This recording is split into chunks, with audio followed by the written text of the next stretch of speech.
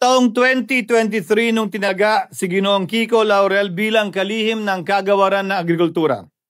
Bilang suporta sa kanyang mandato, tinanong ko noon ang isang simpleng katanungan sa budget process natin.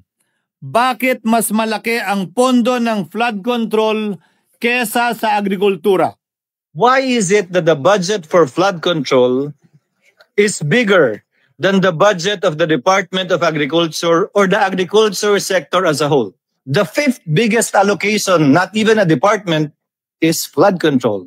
And allocating a measly 31 billion for irrigation, for rice.